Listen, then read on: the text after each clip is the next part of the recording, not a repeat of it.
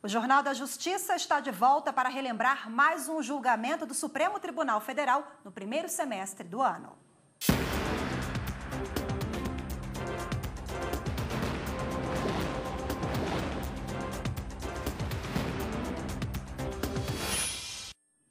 Em março deste ano, o plenário do Supremo considerou inconstitucional parte de uma lei complementar de Minas Gerais. Essa lei mantinha em cargos efetivos professores com mais de 5 anos de contrato.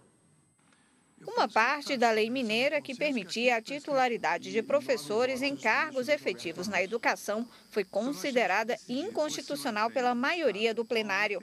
Com a lei, os profissionais que mantinham um contrato com o Estado há mais de 5 anos passaram a ser lotados no Instituto de Previdência Mineira. Além disso, a lei complementar efetivou 98 mil profissionais da educação estadual contratados até 31 de dezembro de 2006, sem concurso público, entre eles professores, vigilantes e faxineiros. A Procuradoria-Geral da República alegou que essa contratação violou os princípios da isonomia, impessoalidade e obrigatoriedade de concurso público.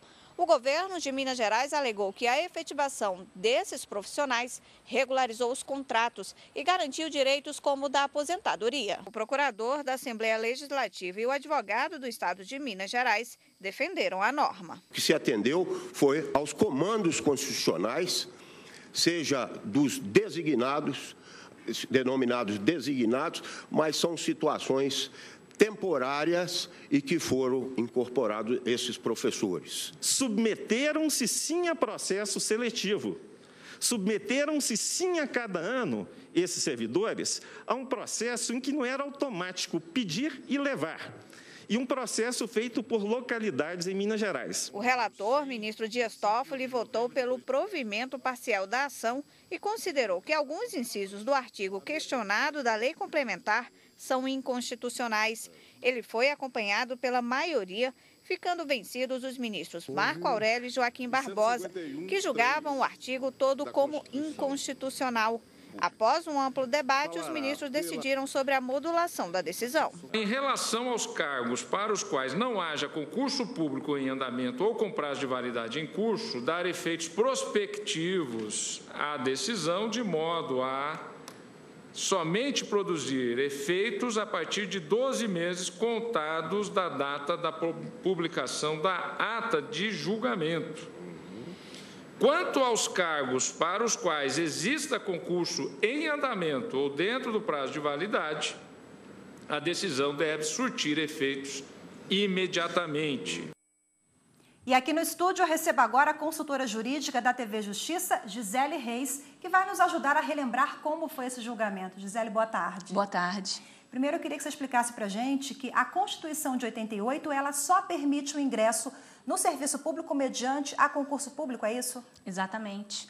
Rafaela, essa foi uma inovação trazida pela Constituição Federal de 88, ou seja, para se efetivar num cargo público, para ter ingresso a um cargo público, é preciso se submeter a um concurso público previamente. Existem algumas exceções tratadas na própria Constituição, como, por exemplo, aqueles cargos em comissão, eles são de livre nomeação e de livre exoneração. Então, para aqueles que exercem cargos em comissão, não há necessidade de observar a regra do concurso público. E também há uma outra exceção prevista na Constituição Federal que diz respeito àqueles contratos temporários, naquelas situações excepcionais em que não haveria necessidade, então, em determinados casos, quando, por exemplo, aquela função não for uma função permanente do órgão, é possível que se tenha um ingresso no serviço público, mas apenas por um prazo previamente determinados, são os contratos temporários. Então, regra geral, realmente, a partir da Constituição Federal de 88, é a regra do concurso público.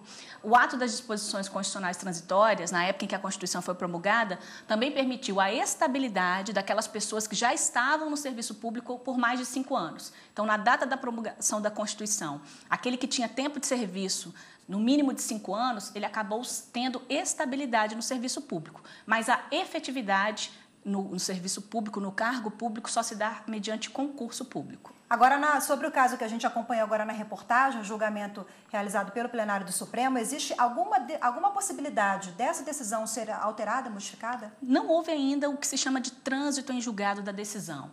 esse acórdão, né, ele foi publicado no dia 1º de julho de 2014, então durante já o recesso forense, então ainda há prazo para a apresentação dos chamados embargos de declaração.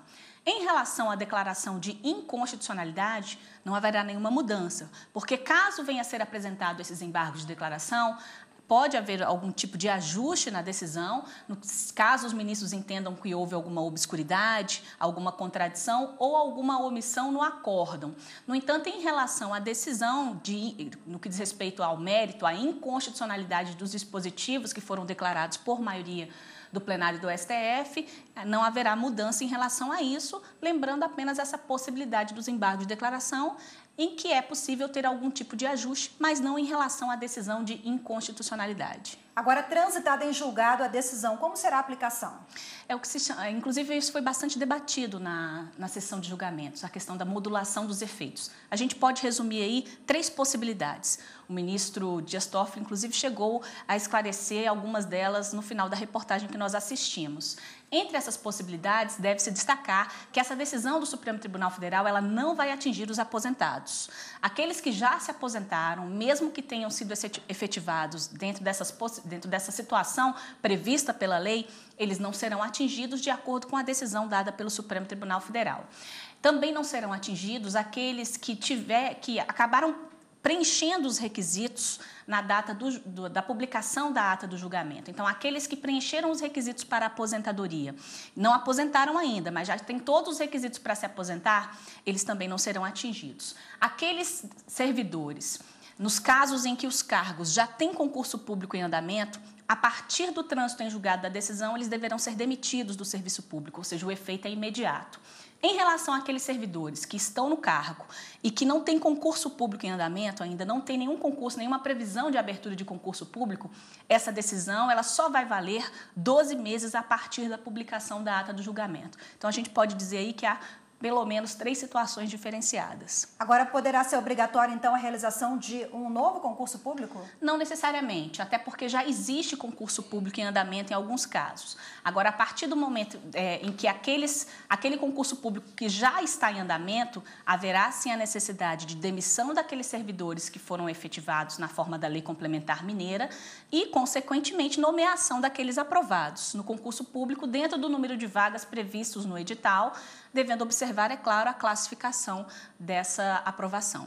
Ok, Gisele, obrigada pela participação aqui e até amanhã. Até amanhã.